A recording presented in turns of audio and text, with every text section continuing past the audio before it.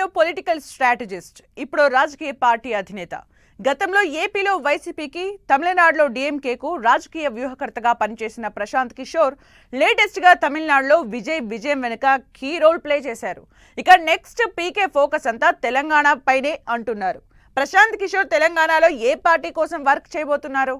తెలంగాణలో ఎవరిని ఓడించాలనేది పీకే టార్గెట్. తమిళనాడులో విజయం వెనుక Prashanth Kishore next step తెలంగాణలోనేనా?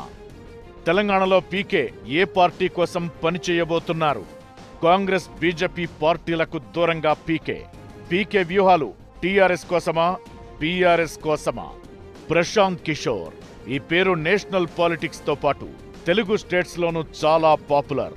Public pulse కు తగ్గట్లుగా రాజకీయ పార్టీల అధినేతకు డైరెక్షన్స్ ఇస్తూ ఎన్నికలు గెలిచే వ్యూహాలను అమలు చేసే స్ట్రాటజిస్టే ప్రశాంత్ కిషోర్.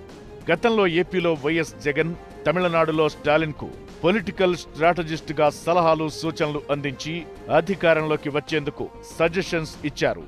లేటెస్ట్ గా అదే తమిళనాడులో టీవీకే పార్టీ అధినేత విజయ్ గెలుపులో తన వంతు పాత్ర పోషించారు. గతంలో జాతీయ స్థాయిలో బీజేపీకి వ్యూహకర్తగా పనిచేసిన పీకే ఆ తరువాత చాలా రాష్ట్రాల్లో పలు ప్రాంతీయ పార్టీలకు పనిచేసి అధికారం కట్టబెట్టడంలో కీ రోల్ ప్లే చేశారు. అయితే గత కొన్నేళ్లుగా పీకే వ్యూహాలపై అనుమానాలు వ్యక్తమైనా తమిళనాడులో విజయ్కి విజయం సాధించి పెట్టడంతో మరోసారి సెంటర్ ఆఫ్ అట్రాక్షన్ గా మారారు పీకే. ఇక ప్రశాంత్ కిషోర్ నెక్స్ట్ స్టెప్ తెలంగాణలోనే అనే చర్చ మొదలైంది. మరో 2.5 ఏళ్లలో తెలంగాణకు అసెంబ్లీ ఎన్నికలు రాబోతున్నాయి. దీంతో తెలంగాణలో ఓ రాజకీయ పార్టీతో కలిసి పీకే పనిచేయనున్నారన్న టాక్ వినిపిస్తోంది. దీంతో ప్రశాంత్ కిషోర్ తెలంగాణలో ఏ పార్టీకి వ్యూహాలు రచించబోతున్నారన్నదే ఆసక్తికరంగా మారింది. ప్రస్తుతం రాష్ట్రంలో అధికారంలో ఉన్న కాంగ్రెస్ పార్టీకి పీకే పనిచేసే అవకాశం లేదు. గతంలో కాంగ్రెస్ జాతీయ నాయకత్వంతో జరిగిన చర్చలు విఫలమయ్యాయి. అంతేకాదు తెలంగాణలో రేవంత్ రెడ్డిని మళ్లీ అధికారంలోకి రానివ్వనని ప్రశాంత్ కిషోర్ సవాల్ చేశారు. కాబట్టి పీకే కాంగ్రెస్ కోసం పనిచేసే అవకాశాలు లేవనే చెప్పాలి. ఇక మరో జాతీయ పార్టీ బీజేపీ పార్టీకి కూడా పీకే వ్యూహాలు రచించే ఛాన్స్ తక్కువగానే కనిపిస్తున్నాయి. సైద్ధాంతిక పరంగా పీకే బీజేపీకి వ్యతిరేకంగా వ్యూహాలు రచించడానికే ఎక్కువగా మొగ్గు చూపడమే ఇందుకు కారణమంటున్నారు. ప్రస్తుత పరిస్థితుల్లో ప్రశాంత్ కిషోర్ కేసీఆర్ నాయకత్వం వహిస్తున్న బీఆర్ఎస్ పార్టీకి, లేదంటే కవిత టీఆర్ఎస్ పార్టీకి పనిచేసే అవకాశాలు ఉన్నాయట. గతంలో ప్రశాంత్ కిషోర్ టీం బీఆర్ఎస్ పార్టీతో కలిసి పనిచేసింది. 2023 ఎన్నికల సమయంలో కొన్ని కారణాలతో ఆ బంధం తెగిపోయినా ప్రస్తుతం రాష్ట్రంలో మారుతున్న రాజకీయ సమీకరణాల దృష్ట్యా కేసీఆర్ మళ్లీ పీకే వైపు చూసే అవకాశముందని టాక్ వినిపిస్తోంది.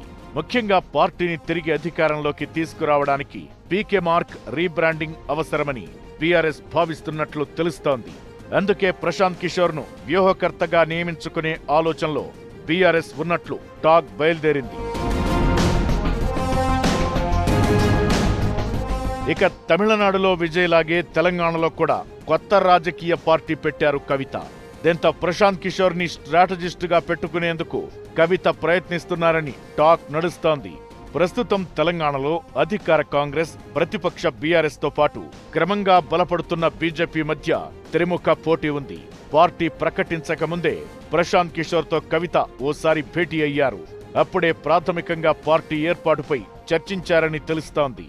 దీంతో ప్రశాంత్ కిషోర్ తెలంగాణలో బీఆర్ఎస్ పార్టీకి, లేదంటే కవిత కొత్త పార్టీ తెలంగాణ రక్షణ సేన కోసం పనిచేసే అవకాశముందన్న టాక్ రాజకీయ వర్గాల్లో ఆసక్తి రేపుతోంది.